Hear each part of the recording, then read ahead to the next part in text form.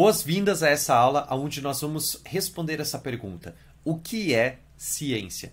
Essa é a aula que marca o início de uma nova jornada aqui dentro do Logoterapia Essencial, que é exatamente esse módulo onde nós vamos falar a respeito dos fundamentos científicos da logoterapia. Só que Viktor Frankl, como um bom conservador, ele vai olhar a herança histórica, a tradição, antes de definir o que de fato seria ciência.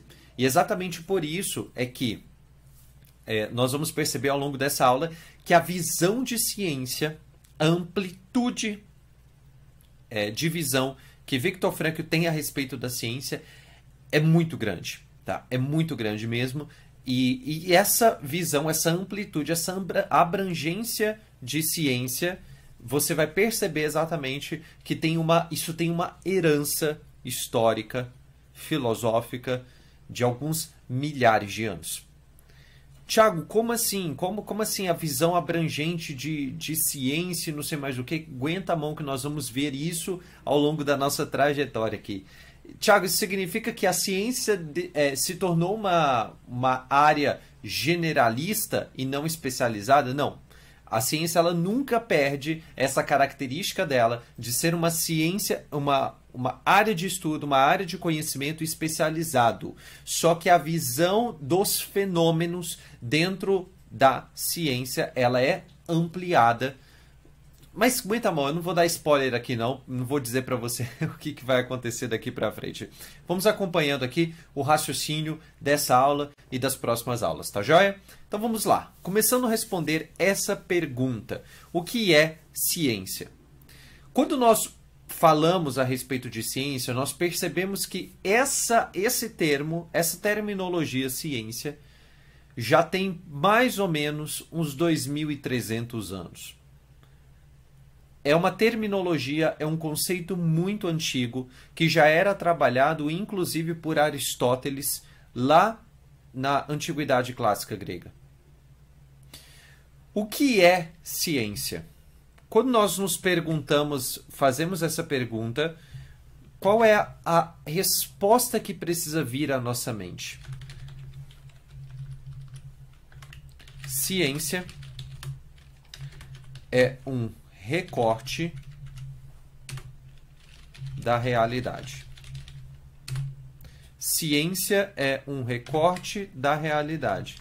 É um estudo especializado. Isso é ciência. Ciência é um recorte, é um estudo especializado a respeito da realidade. Concorda que quando nós falamos de realidade, nós estamos falando de uma realidade que não é composta apenas de coisas, mas é composta por fenômenos que não são visíveis, que não são escutáveis, que não são palatáveis, que não podem ser tocados, que não têm cheiro. Existem alguns fenômenos, como por exemplo o fenômeno do amor, que não pode ser constatado através dos 5 sentidos. A ideia que a ciência moderna ela traz para a gente, e que essa é uma visão muito comum hoje em dia, é que uma coisa só pode ser científica se ela for constatada através dos 5 sentidos. Ou, como nós dizemos, constatáveis sensivelmente, empiricamente. Nem tudo que não é constatável através dos 5 sentidos deixa de ser ciência só por conta disso. Isso fica muito nítido na logoterapia. O próprio conceito de logoterapia é terapia a partir do logos. A tradução que Frankl traz é sentido para esse termo logos. E o que é um sentido da vida? Sentido da vida não é algo que eu posso constatar empiricamente. Eu posso constatar empiricamente se uma pessoa tem ou não tem vontade de sentido. Mas eu não posso constatar empiricamente o sentido da vida em si. Eu não posso mensurar o sentido da vida. Não posso pegar uma régua, não posso pegar instrumentos de análise empíricas e analisar o fenômeno do sentido da vida. Por isso que a maior parte das ciências modernas, ela vai rejeitar essa noção de que a vida ela precisa ter um sentido. Então, Frankl, ele acaba fundando uma ciência vista em moldes diferentes. Uma ciência que não precisa passar pelos 5 sentidos. Por isso, a definição que Viktor Frankl traz de ciência, se logoterapia é ciência, e você vai perceber ao longo de toda essa nossa trajetória nesse módulo que ela é uma ciência, mas se ela é uma ciência, ela não pode ser uma ciência aos moldes ideológicos dos movimentos modernos, da ciência moderna. Todo o empirismo, o cientificismo, visão reducionista de ser humano, nada desse tipo de coisa pode estar presente na ciência logoterapêutica. Por isso, aquilo que nós intuímos, e isso fica nítido quando você lê o conjunto das obras de Viktor Frankl, que quando Frankl fala de logoterapia como ciência, ele está se remetendo a não a ciência empírica mensurável, mas uma ciência tradicional, que é nada mais, nada menos do que um recorte da realidade. É isso. É um recorte da realidade. Amor, ele é um fenômeno que nós encontramos na realidade? É. Coragem é um fenômeno que nós encontramos na realidade? Também é. O bem é um fenômeno que nós encontramos na realidade? É claro que sim. Então, Frankl ele está preocupado com os fenômenos que estão presentes na realidade, não apenas na realidade físico-material. Frankl não despreza a realidade toda. O que ele faz é olhar a realidade multifacetária, com várias faces diferentes, né? Multifacetária é isso. Ele olha para essa realidade multifacetária como ela realmente é. Então a ciência, entenda isso, a ciência é o quê? É um recorte da realidade. É um estudo especializado. Por isso, se eu vou estudar essa caneta, se eu pego uma caneta como essa, eu vou estudar a caneta, eu vou ficar especialista nessa caneta, eu vou ter que entender todos os componentes que compõem essa caneta. O plástico, do que esse plástico é feito, como que vem a pigmentação desses materiais, como que se constitui a tinta que alimenta e inclusive confere utilidade a essa caneta. Se eu vou me tornar especialista em teologia, o que eu vou fazer? Eu vou ter que estudar o fenômeno teológico, principalmente a partir do dado da revelação. Aquilo que eu tenho como revelação, eu vou articular isso tudo dentro de uma ciência chamada teologia. Se eu tenho uma ciência histórica que necessita de uma leitura hermenêutica do historiador, e eu vou me especializar num ramo muito específico da história, que é história antiga, e aí eu posso me especializar numa área ainda mais especializada dentro dessa ciência, dessa história antiga, como a história do povo hebreu. E aí eu me especializo cada vez mais e eu vou me tornar especialista nos escritos, nos manuscritos de Qumran.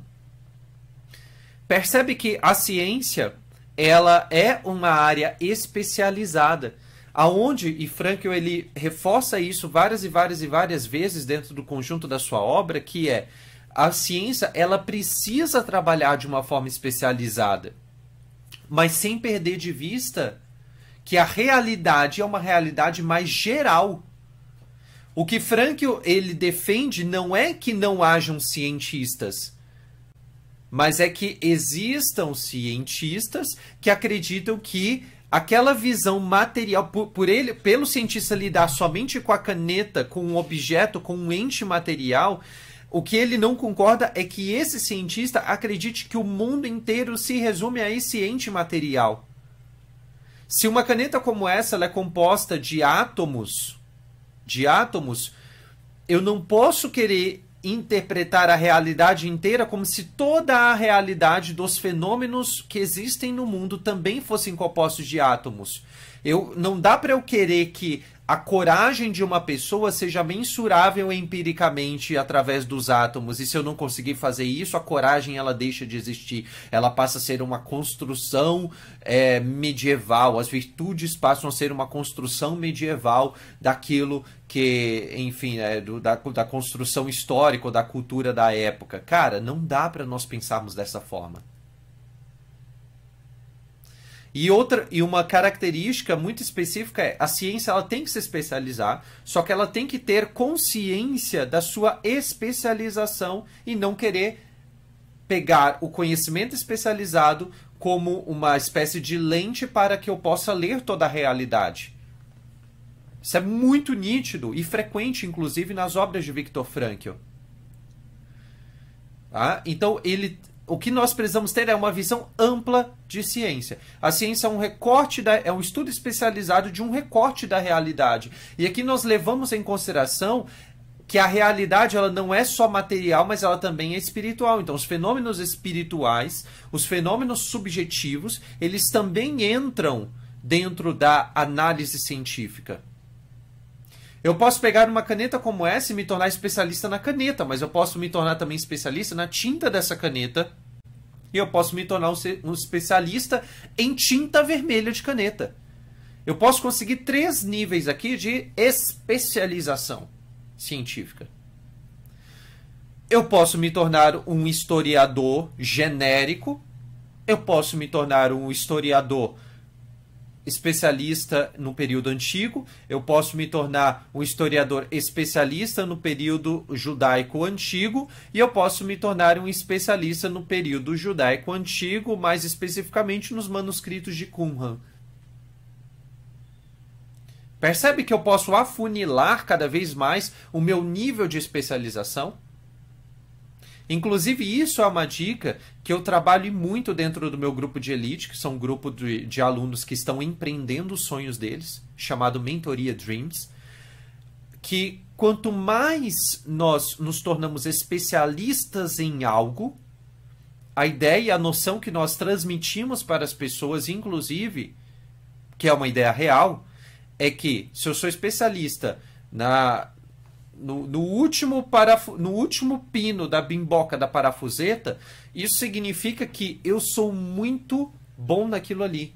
Então fica mais fácil da gente ser o melhor em alguma coisa quando nós somos extremamente especialistas. Eu não sou apenas especialista em logoterapia, eu sou especializado em logoterapia aplicada, ou eu não sou apenas um especialista em logoterapia aplicada, mas eu sou especialista em logoterapia aplicada focado no cuidado de idosos, ou em aliviar ou evitar o desgaste neurodegenerativo de idosos através da logoterapia. Entendeu? Então, a ciência, entenda a ciência como sendo esse recorte cada vez mais especializado da realidade.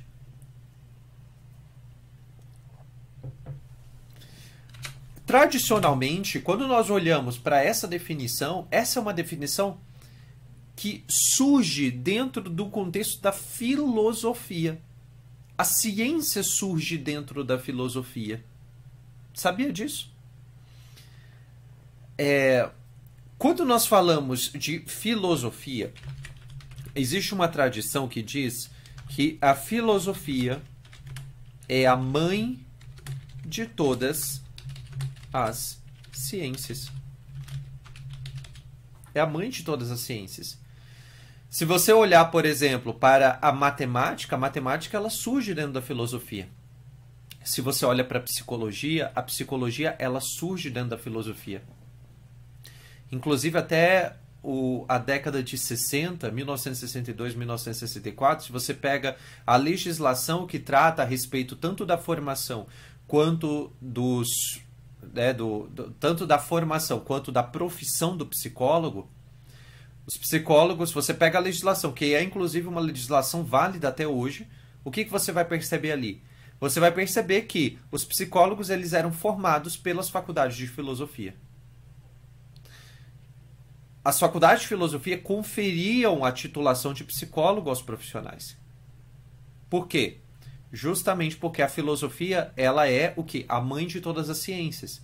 É a raiz da qual derivava a psicologia. E eu posso te dizer uma coisa. Psicologia era muito mais psicologia quando era unida. Existia essa simbiose com a filosofia. A filosofia, então, ela é conhecida como a mãe de todas as ciências, aonde nós temos a matemática, aonde nós temos a psicologia, aonde nós temos a taxonomia, a biologia. Você pega a biologia. Aristóteles ele criou a primeira taxonomia. O que é taxonomia, Tiago? É aquela área da ciência que vai dividir as espécies. Hoje é muito usado, se eu não me engano, a taxonomia de Bloom. Mas quem criou a primeira taxonomia? Elencou em espécies, gêneros e não sei mais o que, as espécies animais, os seres que existem sobre o mundo. Animais, vegetais, minerais. Aristóteles. Filosofia é a mãe da psicologia, a mãe da matemática, a mãe da biologia, é a mãe da física. Se você pega o filósofo grego Demócrito, ele trouxe a primeira noção de átomo, que é válida até hoje. A palavra átomo é átomos no grego, aquilo que não pode ser dividido. Quem criou esse negócio? Demócrito. Demócrito acreditava que toda a realidade ela era material, portanto a realidade, ele era um materialista, mais ou menos como a ciência é hoje. Ele era um materialista, ou seja, todas as coisas elas são compostas de matéria, e essa matéria, se eu pegar uma folha de papel, como essa, e eu dividir essa folha de papel, dividir essa folha de papel, dividir essa folha de papel, eu vou tendo o quê? Eu vou tendo partículas menores. E aí eu divido mais um pouco, eu divido mais um pouco, e eu posso dividir até quando isso daqui? Eu posso pegar uma pequena partículazinha desse papel e ainda dividir a laser, até que, num determinado momento, eu vou chegar a um ponto aonde eu não vou conseguir mais dividir. Essa última partícula da matéria é o que Demócrito chamará de átomo. Olha que raciocínio lógico que Demócrito faz. No iniciozinho da filosofia, nós estamos falando de um período antigo, antes de Cristo. Nós já tínhamos essa noção. Então, dentro da filosofia, nasce a física. Dentro da filosofia, nasce, além da física, nasce a metafísica.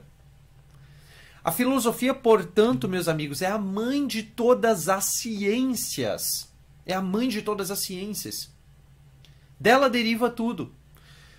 Por isso, quando nós falamos de filosofia, o amor à sabedoria, esse amor filosofia, esse amor à sabedoria, a filosofia ela reúne todo o conhecimento humano. Todo o conhecimento humano ele é lido pela filosofia. Agora, quem que tradicionalmente sempre foi o cientista?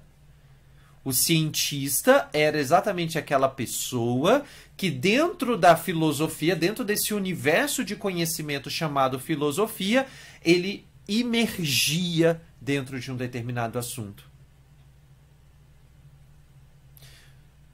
Psicólogos nós sempre tivemos ao longo de toda a história. Pelo menos desde o surgimento de Sócrates. Psicólogos nós sempre tivemos em toda a história. Especialistas em psicologia humana. Nós tivemos, ao longo de toda a história, educadores.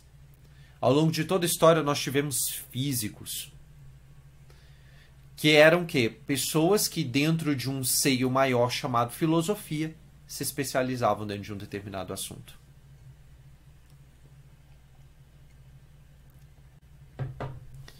Só que dentro da filosofia, que é a mãe de todas as ciências, existia uma área chamada de metafísica.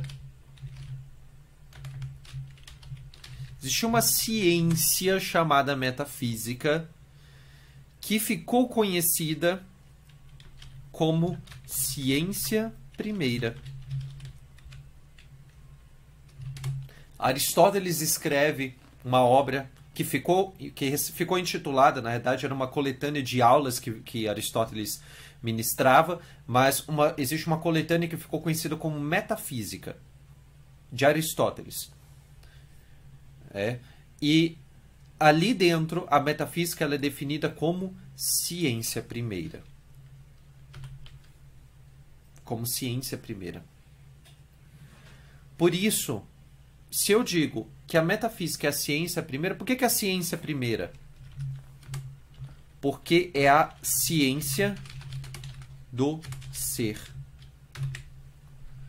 Tudo aquilo que é no mundo, tudo que você encontra no mundo é no mundo.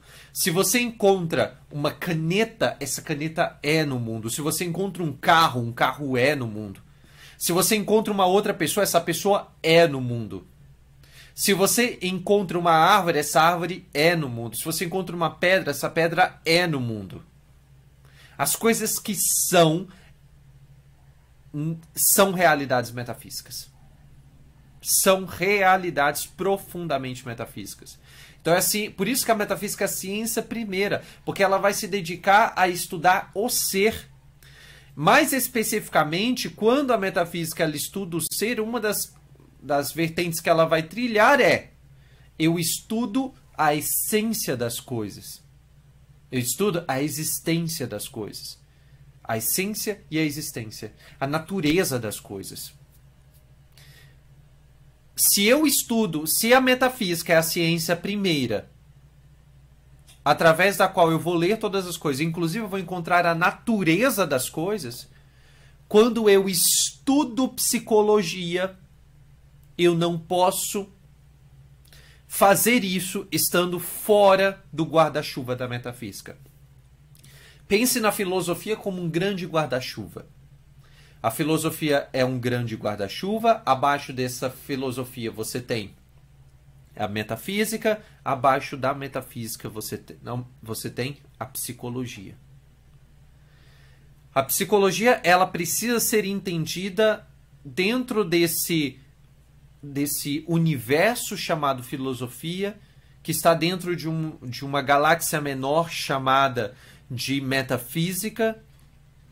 E a psicologia é o quê? Ela é um planeta dentro dessa galáxia chamada metafísica e desse universo chamado filosofia. Não dá para você, portanto, estudar psicologia sem metafísica. Aquilo que a psicologia moderna ela criou foram verdadeiras aberrações. Aberrações que ocasionaram o genocídio, que ocasionaram um ideal utópico de que eu poderia manipular uma sociedade inteira. A psicologia moderna criou brechas para legitimar a tortura, para legitimar experimentos dos mais grotescos possíveis. E por que isso aconteceu? Porque a psicologia ela se desgarrou daquilo que ela tinha, do seu eixo central, ela se perdeu. É como se o planeta psicologia tivesse mudado de universo. Foi para um outro lugar e ficou lá sozinho. Isso que aconteceu com a psicologia. Por isso, a gente precisa ler a ciência chamada psicologia, a ciência chamada metafísica como sendo um estudo especializado de um determinado assunto, mas que não necessariamente vai focar somente naqueles aspectos materiais da vida. A gente não está interessado somente nos aspectos materiais. Quem fez isso, quem criou esse negócio foi uma coisa chamada ciência moderna. por questões políticas e não por questões de uma preocupação genuína com o conhecimento e com a verdade. O que é a ciência? É um recorte da realidade. Eu posso ler, portanto, a realidade passando pela pessoa que está fazendo a leitura. Eu não posso falar a respeito de um fenômeno chamado amor se eu nunca experienciei essa realidade chamada amor. Como assim, Tiago? A realidade ela é metafísica e física ao mesmo tempo. Se a metafísica é a ciência primeira e eu estou analisando um objeto físico, eu não posso perder de vista que dentro daquele objeto físico, dentro daquele fenômeno físico, também existe uma realidade metafísica, já que é a ciência do ser. Então, a realidade metafísica ela está presente em tudo aquilo que é no mundo. Se eu estiver estudando uma pedra, eu não vou me ater apenas aos aspectos minerais dessa pedra. Eu vou precisar entender também a natureza daquela pedra. Eu vou precisar também entender a finalidade daquela pedra, que são todas realidades metafísicas. Por isso, não dá para nós dissociarmos da realidade a física com a metafísica. Essas duas realidades, elas caminham juntas, elas caminham muito próximas. Quando eu escuto um cientista dizendo o seguinte, nós não podemos colocar as nossas impressões dentro de uma pesquisa científica porque a ciência é objetiva. Existe um fetiche moderno que acredita e reforça o tempo todo que a ciência é objetiva. O escambau que ela é objetiva, não é objetiva mais nunca. Quer um exemplo disso? Eu posso sair daqui, desse escritório, hoje mesmo, começar a coletar uma série de dados, uma série de informações a respeito de, sei lá, vamos falar de educação, de leitura, sei lá, de leitura, a respeito de leitura com um público de alfabetização. Eu quero entender o fenômeno da leitura dentro de um grupo que está sendo alfabetizado. E eu saio daqui e coleto um monte de dados. Coletei um monte de dados, coletei um monte de informação, está na hora de eu produzir, então, o meu trabalho científico. Como que eu vou costurar esses dados? Todo o processo de produção científica, ele passa pela costura dos dados. Eu preciso partir de uma coisa chamada hipótese, e a partir dessa hipótese eu costuro todos os dados que eu tenho a respeito daquele determinado fenômeno. Bom, se eu preciso costurar esses dados, então significa que a articulação desses dados, elas passam pelo quê? Elas passam pelo sujeito que está construindo os dados, pelo pesquisador, elas vão passar por mim. Sou eu que, partindo de uma hipótese, eu vou construir e articular toda aquela pesquisa. E os resultados eles vão depender da variável que eu estou acentuando mais. Da variável que eu estou acentuando mais, da ótica com a qual eu estou lendo aquela pesquisa científica. E existe uma coisa ainda mais séria, que é, você vai precisar ter total confiança em mim, enquanto pesquisador. Você vai ter que ter fé em mim, que eu vou colocar os dados certos, que eu não vou manipular os dados, que eu não vou pegar instrumentos de análise furados.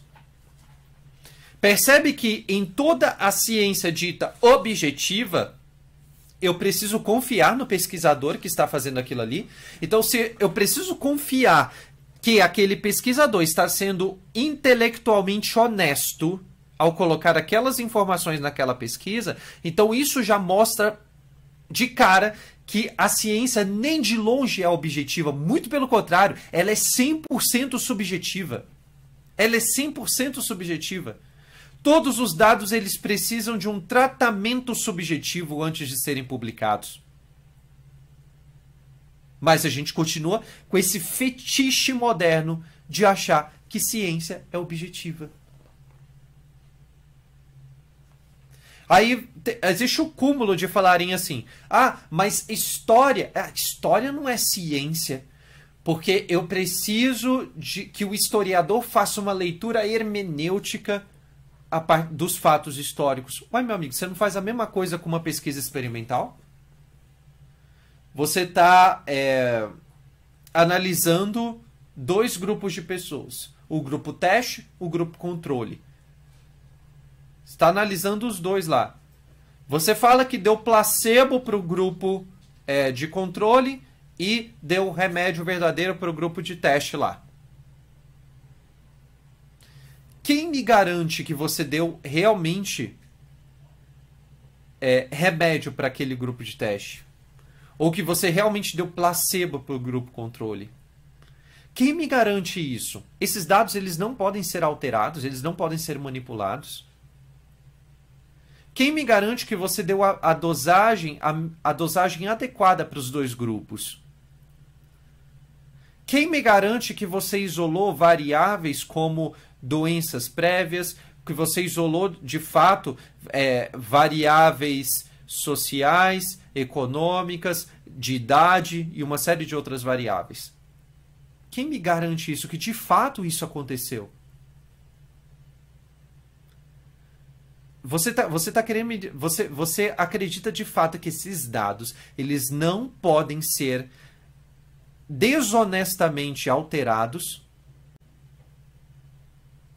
Gente, a coisa mais fácil do mundo é você fazer isso. Por isso, meus amigos, ciência, de fato, ela não é objetiva.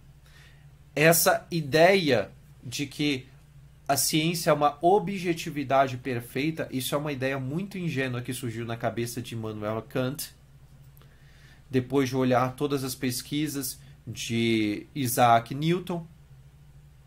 Isaac Newton, aquilo que ele tem de mais original é tudo esoterismo. Aquilo que ele tem de original mesmo dele, que é dele mesmo, é esoterismo. O que ele fica conhecido pela lei da movimentação dos corpos e não sei mais o que, isso não é de Newton. Isso é de Leibniz. Leibniz já teria escrito, e era um homem muito mais genial do que Isaac Newton.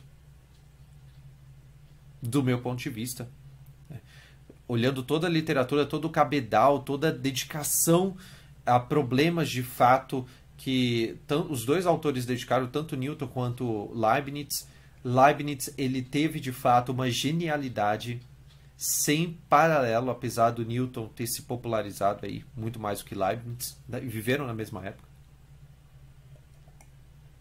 Mas eu quero que vocês entendam o seguinte: ciência é um recorte da realidade onde todos os fenômenos que acontecem na realidade eles podem ser estudados, inclusive o fenômeno do sentido da vida. Toda ciência moderna ela vai dizer para você que não dá para ser estudada porque não dá para analisar mensuravelmente, objetivamente o fenômeno do sentido da vida. Mas isso é mentira. Isso é uma visão ideológica de ciência que surge na modernidade e se estabelece principalmente a partir de Immanuel Kant, aquilo que toda a construção filosófica que ele fez dentro da crítica da razão pura. Immanuel Kant ele realmente ele dá um checkmate dentro daquela visão clássica de ciência. Mas não é nem de longe um posicionamento que é justo, que é humano, não é um posicionamento que consegue se sustentar também. Existem fortes e fortes argumentos contrários a isso. Então, ciência é um recorte da realidade, um estudo especializado da realidade, onde dentro dessa realidade eu encontro fenômenos que não são apenas materiais, mas que também são fenômenos espirituais. Tá bom, meus caros?